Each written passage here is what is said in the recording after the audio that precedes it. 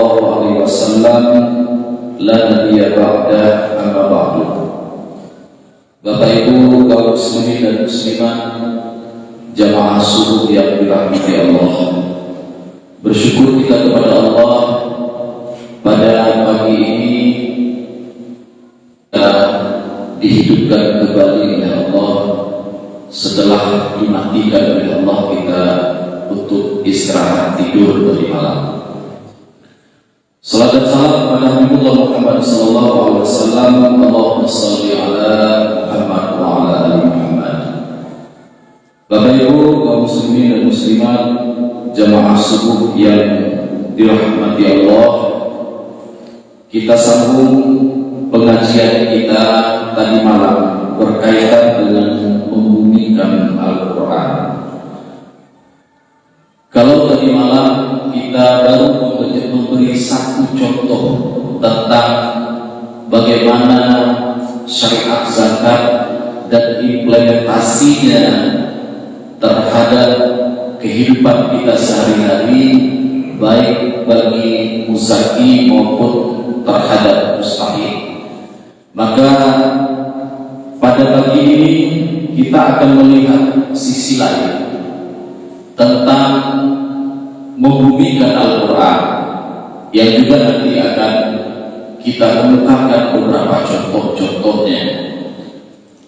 Kaum muslimin dan muslimat yang dirahmati Allah, dalam membumikan Al-Quran itu setidak-tidaknya ada dua syarat penting.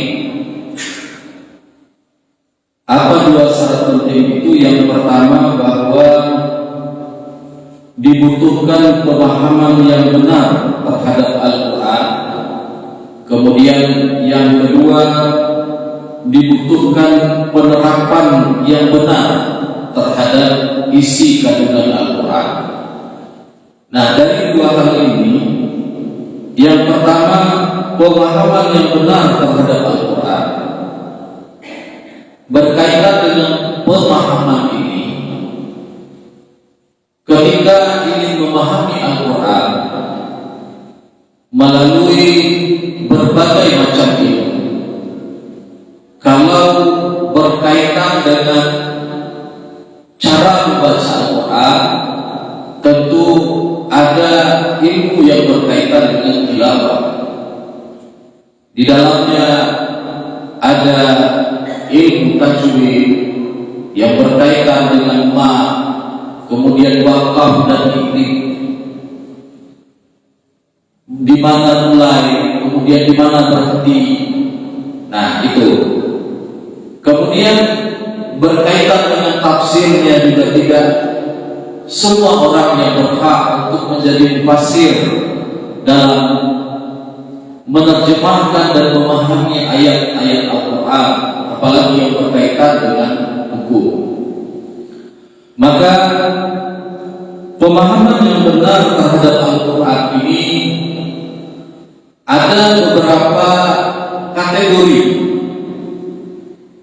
Di tingkat ilmuwan atau alim yang sudah memenuhi syarat-syarat untuk menerjemahkan dan menafsirkan Al-Quran sesuai dengan syarat-syarat yang sudah ditetapkan oleh para ulama, maka dia bisa menjadi mufassir. Kemudian untuk tingkat awal, tentunya kita membaca, kita mengikuti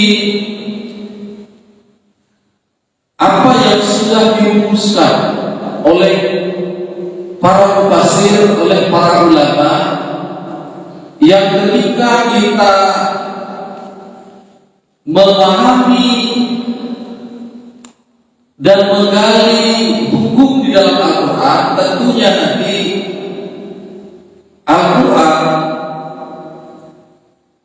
tidak bisa diterjemahkan kemudian ditafsirkan secara lepas, tetapi banyak ayat-ayat Al-Quran, terutama harus dijelaskan, harus ada bayannya, penjelasannya melalui hadis Rasulullah SAW, sehingga Al-Quran, Sunnah sebagai sumber hukum itu tidak bisa dilepaskan ketika kita mengkaji Al-Quran dalam rangka upaya membuktikan Al-Quran itu sendiri. Kemudian juga yang kedua, penerapan yang benar terhadap Al-Quran. Nah, dalam penerapan yang benar terhadap Al-Quran ini ada beberapa penghambat dan bahkan ada beberapa pendukungnya.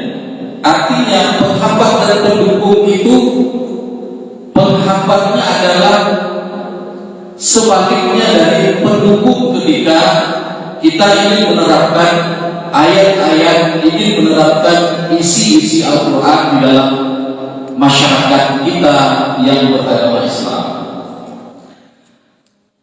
Apa faktor penghambatnya?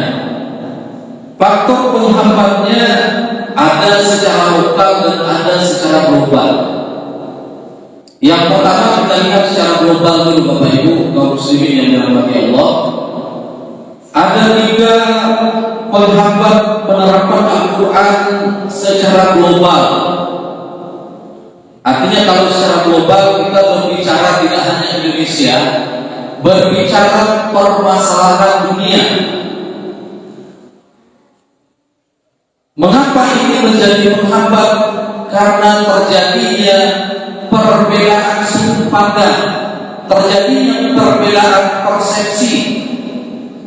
Yang pertama adalah demokrasi. Nah, ketika kita menerapkan ayat-ayat tentang demokrasi, tentang politik, bahwa ajaran Al-Quran memberikan isyarat untuk memutuskan, untuk mengambil suatu keputusan adalah melalui musyawarah wasyawirun. Kemudian kalau kita lihat sisi demokrasi, musyawarah itu diwujudkan dengan suara terbanyak. Kebenaran diukur dengan suara terbanyak.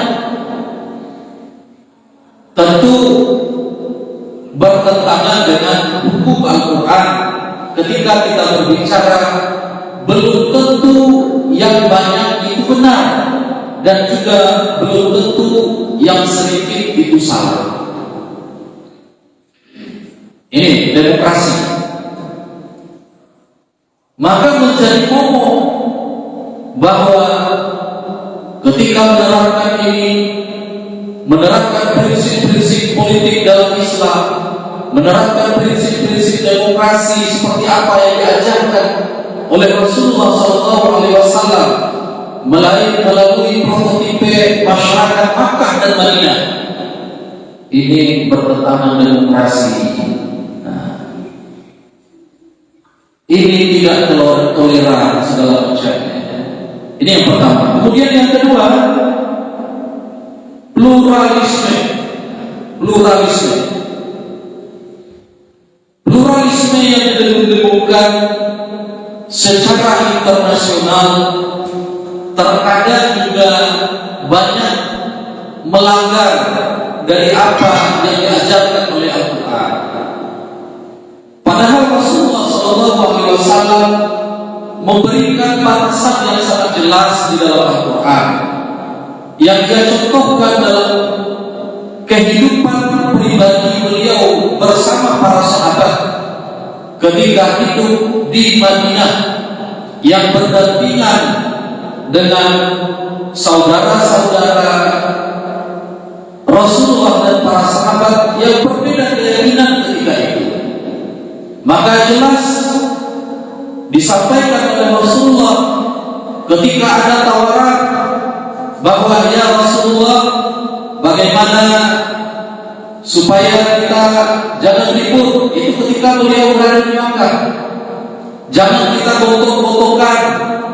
Bagaimana kalau hari ini kalian mengikuti ibadah kami, besok kami mengikuti ibadah kalian? Maka Rasulullah mengatakan, demi Allah, walaupun matahari diletakkan di sebelah kanan, kemudian bulan diletakkan di sebelah kiri, ada rayuan untuk meninggalkan atau mempengaruhi ajaran atau milah yang aku bawa, maka sedikit pun aku tidak akan berpengaruh, dan akan engkau lihat nanti Allah lah yang akan menentukan siapa yang menang dan siapa yang kalah. Kemudian selanjutnya turun ayat Al-Quran. Qul ya ayyuhal kafirun la a'budu ma ta'budun wa la antum 'abiduna ma a'bud wa la ana 'abidu ma 'abadtum wa la antum 'abiduna ma a'bud lakum dinukum waliyadin. Jadi jelas dalam persoalan ibadah yang diajarkan oleh Rasulullah, yang diturunkan oleh Allah Subhanahu wa taala di dalam Al-Qur'an, jelas batasnya. Ibadah tidak bisa dicampur-campur. Apa saja yang berkaitan dengan substansi ibadah tidak bisa dicampur-campur. Bagaimana dalam persoalan muamalah? Dalam persoalan muamalah berbagai macam contoh Rasulullah contohkan dalam kehidupan beliau, bahwa Rasulullah menjalin hubungan ekonomi dan perdagangan dengan orang-orang non-muslim atau yang berbeda keyakinan ketika itu. Rasulullah memberikan perlindungan terhadap kafir sini, dan Rasulullah juga meminta pajak, meminta orang kafir sini untuk membayar pajak. Artinya apa? Jelas bahwa yang berkaitan dengan muamalah harus dibedakan dengan hal-hal yang berkaitan dengan syariat dan yang berkaitan dengan ubudiyah. Walaupun pada hal-hal tertentu syariat yang melekat dalam muamalah, dalam ekonomi, tidak bisa dipisahkan juga dengan hukum. Bapak Ibu kaum muslimin dan muslimat yang dirahmati Allah. Kemudian yang ketiga adalah penghambatnya hak asasi manusia. Hak asasi manusia. Di dalam Al-Quran diterapkan oleh Allah hukum qisas, yang membunuh harus dibunuh, yang mencuri harus dipotong tangannya. Tetapi bagaimana penerapannya?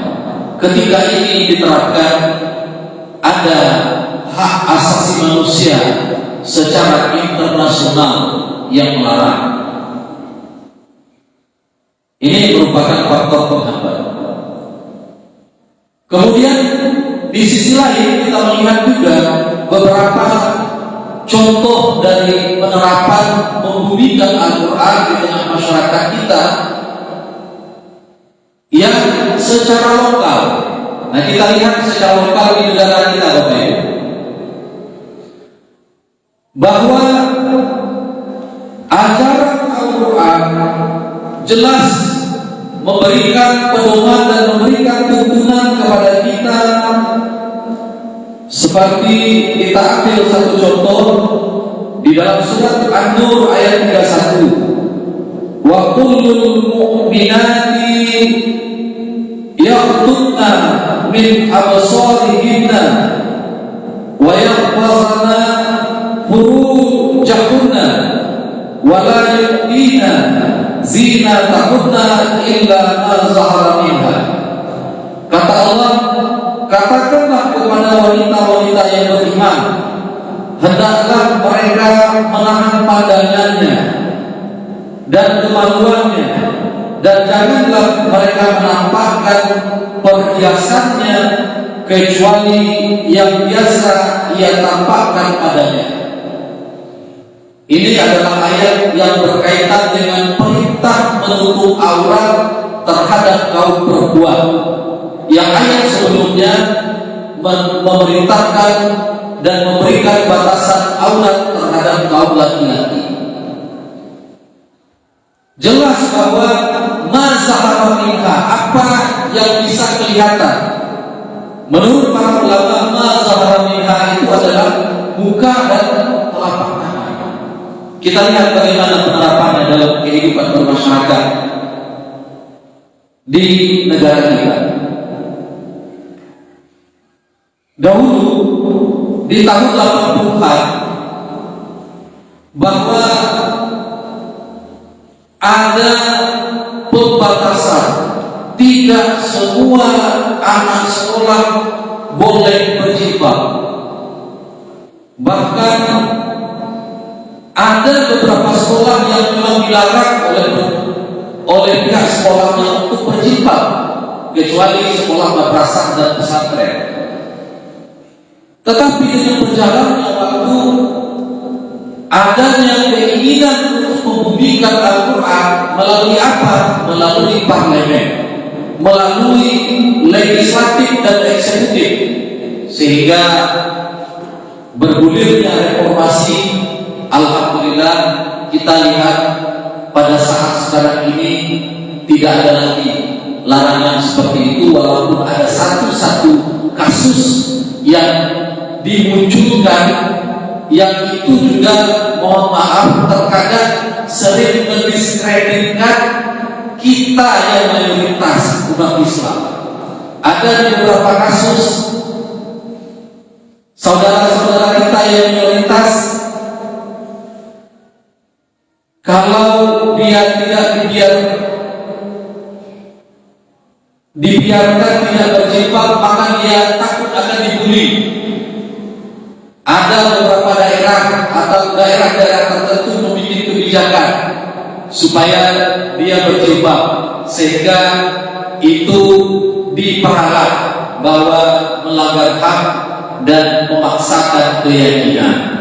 Walaupun banyak juga yang menerima hal yang seperti itu. Sebaliknya juga ada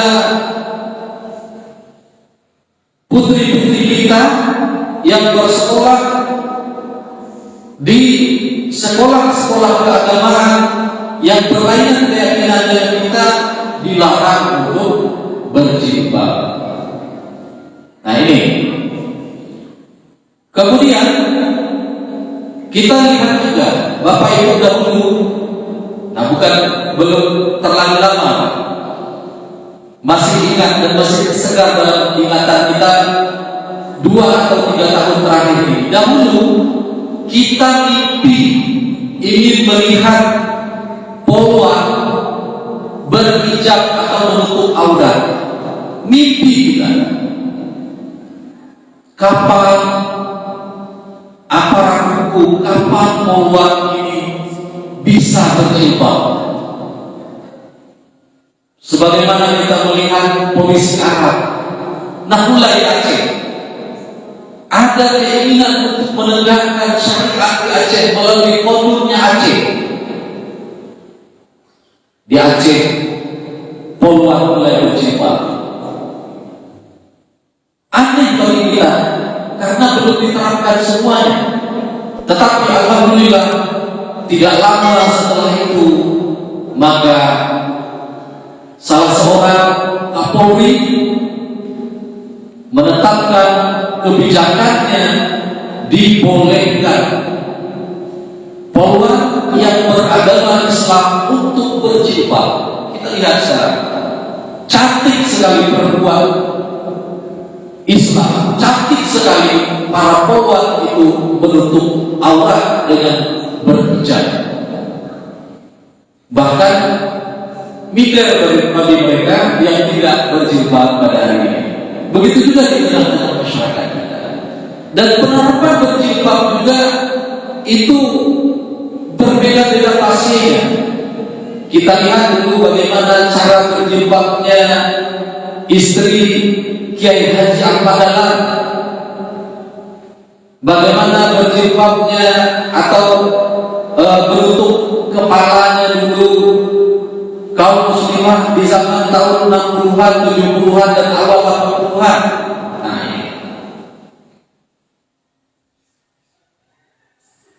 Bapak Ibu kaum muslimin yang dirahmati Allah Subhanahu wa taala, ini penerapannya di dalam menutup aurat.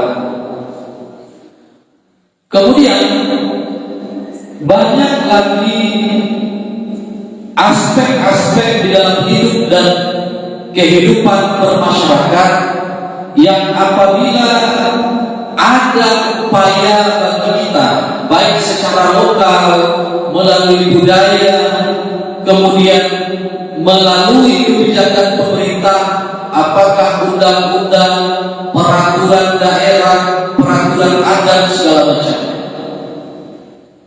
Dalam hal iktisadiyah, dalam hal hukum ekonomi dan moneter, dahulu kita tidak mendengarkan di Indonesia ada bank syariah, sehingga di pertengahan tahun 90-an muncul bank pengawalan, satu-satunya bank yang menerapkan prinsip syariah. Tetapi juga dengan berjalannya waktu, munculnya undang-undang tentang perbankan syariah. Bagaimana apabila ada sengketa syariah yang dahulu semuanya dipukul rata, semua hukum yang bersifat perdata itu diselesaikan di pengadilan negeri. Tetapi sekarang sudah dipilah-pilah. Perdata umat Islam diselesaikan di pengadilan agama. Hukum tentang sengketa perbankan syariah diselesaikan di pengadilan agama. Dan sekarang alhamdulillah Bapak Ibu, bank-bank daerah sudah mulai berubah. Beberapa daerah sekarang sudah mulai berubah dari bank konvensional ke bank syariah. Dan ternyata kalau dahulu bank konvensional yang kuat ketika dilanda oleh moneter, maka pakar ekonomi berbicara bahwa ternyata prinsip-prinsip syariah, prinsip-prinsip ekonomi yang diterapkan di dalam Al-Quran dan yang diajarkan oleh Rasulullah SAW mampu untuk menangkal moneter dibandingkan dengan perbankan yang bersifat konvensional. Walaupun di satu sisi banyak kendala juga, bahwa belum semua kita umat Islam yang bisa hijrah untuk ke bank syariah dengan berbagai macam alasan, berbagai macam dalih, mulai dari tingkat darurat sampai kepada tingkat mencari dalih tidak mau. Nah, apa salah satu contoh Bapak Ibu? Kita sedang meminjam di bank konvensional, ketika pindah ke bank syariah, maka dihitung-hitung banyak mudaratnya. Banyak mudaratnya bagi individu itu ketika pindah ke bank syariah. Apa mudaratnya? Terlalu tinggi menutup bunga yang ada. Apakah di bank syariah tidak ada? Ada, tetapi bukan bunga namanya. Yang berbeda itu adalah akar. Nah, Bapak Ibu kaum muslimin yang dirahmati Allah Subhanahu wa taala, ini beberapa contoh dan banyak hal lain yang tidak bisa kita ungkapkan karena terbatasnya waktu. Mudah-mudahan dengan diberikan oleh pengurus judul ini memberikan wawasan kepada kita tentang bagaimana upaya-upaya kita umat Islam, upaya-upaya negara, kemudian semua elemen masyarakat kita dalam rangka untuk memasyarakatkan Al-Quran, membumikan Al-Quran di tengah masyarakat kita.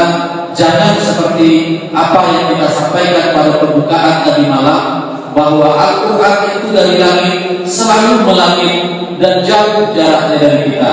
Hendaknya Al-Quran itu membumi, kemudian punya jarak yang dekat dengan kita, maka Al-Quran itu menyentuh semua aspek kehidupan kita. Tidak hanya kita baca di dalam sholat, tetapi kita amalkan dalam hidup dan kehidupan kita. Tidak hanya ketika bermasalah, juga ketika bahagia kita dekat dengan Al-Quran. Semoga apa yang kita sampaikan mendapatkan berkah dari Allah Subhanahu wa Ta'ala, menjadi amal bagi kita untuk dapat kita terapkan dalam kehidupan kita sehari-hari. Lebih kurang mohon maaf. Billahi taufiq wal hidayah. Wassalamualaikum warahmatullahi